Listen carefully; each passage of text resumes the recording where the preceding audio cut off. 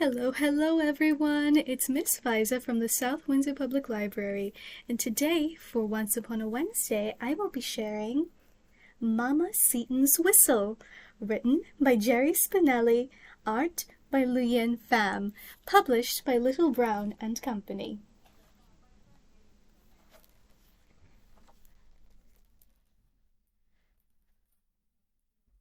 The first whistle happened one day when Skippy Seeton was 2 years old. Mama Seeton came to the back door to call him in for dinner. He wasn't there. Mama Seeton was puzzled. From the kitchen window she had been watching him play. She stepped into the backyard and called again. No one came. Mama Seeton was worried. And that's when it happened. Without even thinking about it, Mama Seeton puckered her lips and whistled. It wasn't a loud whistle or a fancy whistle, just a simple two-note whistle. But to Skippy Seeton's ears, it was too wonderful to resist. He popped up and piped, "I'm here, Mama!" He had been hiding behind her the whole time. Every day from then on, Skippy Seeton came to dinner when he heard his mother's whistle, and that's how it was when little brother Sheldon came along, and brother Stuart, and finally a sister, Sophie. Whenever the Seeton kids heard a whistle, they came running from the backyard, and from their friends' backyards, and from the Beswicks' living room, where they sat on the floor watching TV, for these were the old days when only one family on a block had a TV. Every day Mama Seeton baked a chocolate cake, and every day by the end of dinner it was gone. As the Seeton kids got older, they played farther and farther away from their backyard.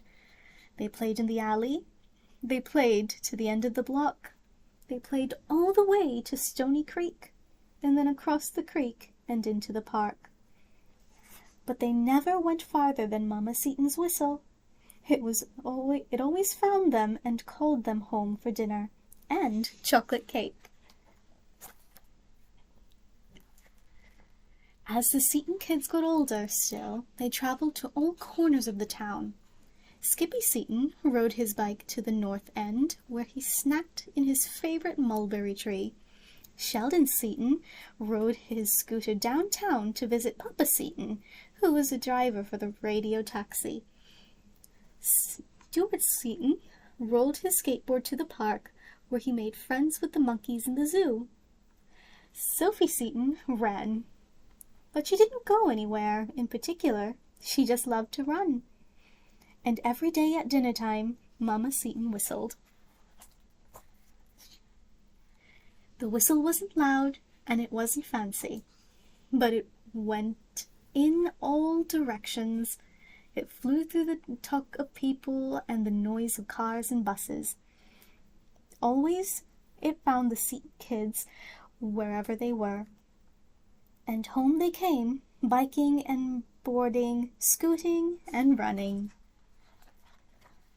Time passed. The old days became the new days. When the Seeton kids grew all the way up, they left town, because that's what grown-up kids do in the new days. Skippy Seeton went north, where he became a forest ranger. Sheldon Seeton went east, where he became a captain of a ferry boat. Stuart Seeton went to Africa to make acquaintance of mountain gorillas. And Sophie went everywhere. Sophie ran marathon races all around the world. Of course, they were all too far away to come home for dinner. Every day Mama Seeton went to the back door, but she did not whistle any more. She still baked a chocolate cake, but only once a week. Time went by, as time does. "Our nest is empty," cried Mama Seeton. Papa Seeton tried to cheer her up. "Not really," he said. "We two old birds are still here." Mama Seeton smiled, but it was a sad smile. She missed her children. Of course, the Seeton kids missed their mother too. They wrote to her and sent pictures. Every day at least one letter came through the mail slot in the front door. But for Mama Seeton, it wasn't the same. She longed to touch a face, not an envelope. Time and again she said, "I miss the old days."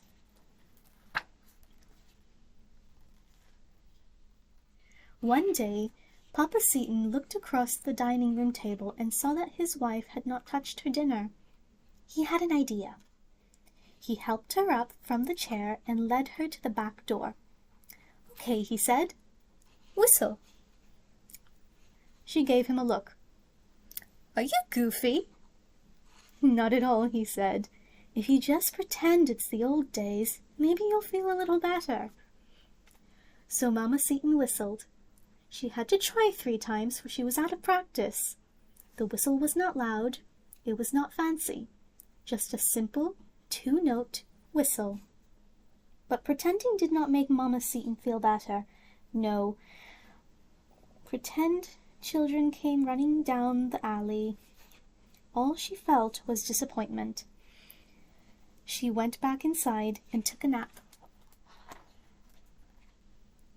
While Mama Seeton was napping, something happened that no one has ever been able to explain.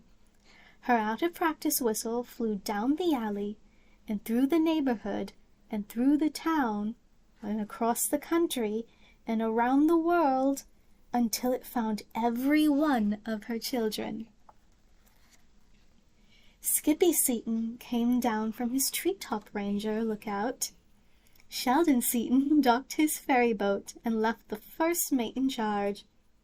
Stuart Seeton waved "so long" to his furry friends, and Sophie Seeton veered away from her race and headed for the nearest airport. Soon all 4 Seeton kids were cutting up chocolate cake and laughing with Mama. And Mama Seeton's days were both new and old, and she was happy once again. Time went by, as time does, and other Seeton children have children of their own, and when they call them in for dinner, they do it with a whistle. It is not loud, it is not fancy, just 2 simple notes that fly through the talk of the people and the noise of the cars and buses until they find every one of Mama Seeton's grandchildren. Thank you so much for joining me for this reading of Mama Seeton's Whistle, written by Jerry Spinelli, art by LeUyam Pham. See you again next week for another Once Upon a Wednesday. Bye!